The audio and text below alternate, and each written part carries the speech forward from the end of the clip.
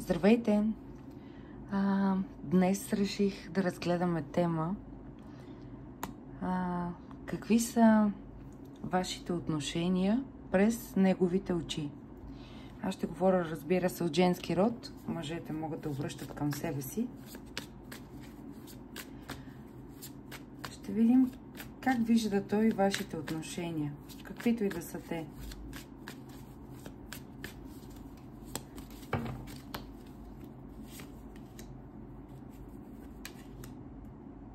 Надявам се сте добре. Всичко се случва по най-правилния начин, както знаете.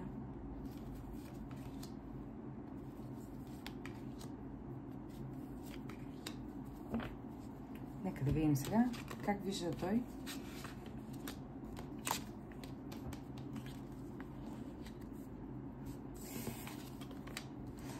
Много хубави карти. Той вижда отношенията ви като необходимост да тръгнат в конкретна посока. Сякаш вече трябва да има развитие, което така да бъде ясно установено. Вижда взаимни чувства между вас и него. Мечтае доста и иска нещата да се случват по справедлив начин. Желая и иска едно ново стабилно начало и е готов да ви даде чашата с любов. Случили се някакви събития, които така са разрушили към момента ситуацията, в която сте се намирали. Нека да видим малко повече тук. Да, и той доста мисли по този въпрос. Отбранява се, най-вероятно нещо се е случило. Припомня си хубавите моменти, които сте имали заедно. И си задава въпроса дали да продължите напред и дали това е най-правилното. Сега нека да попитаме какво се е случило между вас и вашия човек, той се чувства толкова разбит. Какво се е случило?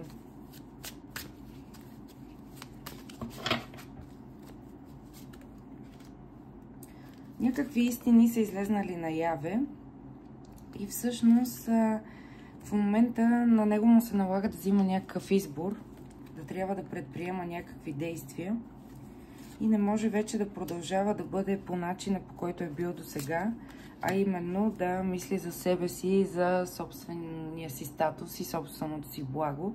В момента се налага да мисли за това дали ще ви загуби или не, дали иска да бъде с вас или не. Пред него стоят едни доста сериозни въпроси,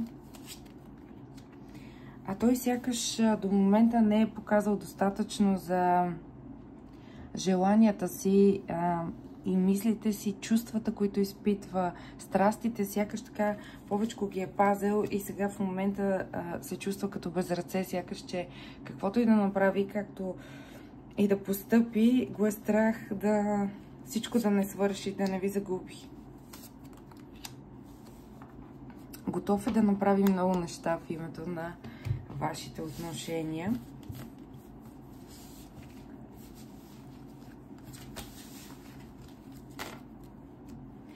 Сега нека да видим,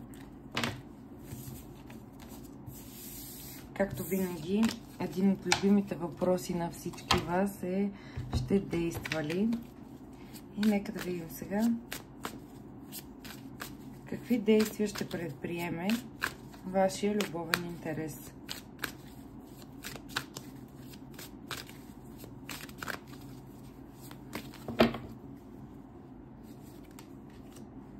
Ще ви покажа любовта си, макар и така по-хладно и по-обрано.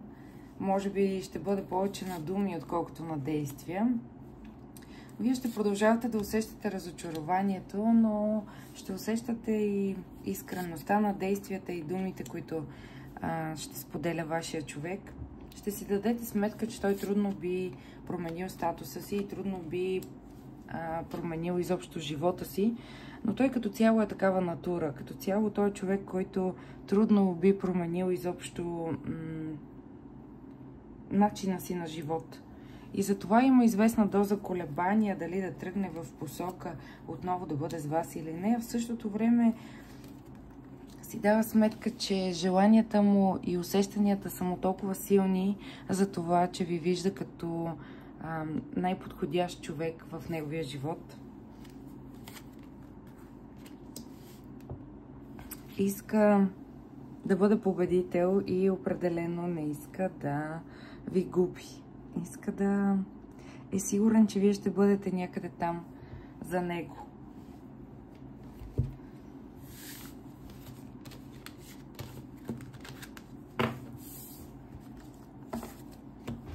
И разбира се,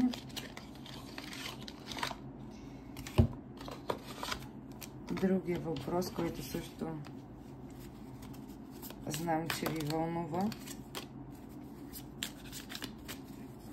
Какво бъдеще ви очаква вас и вашия любовен интерес?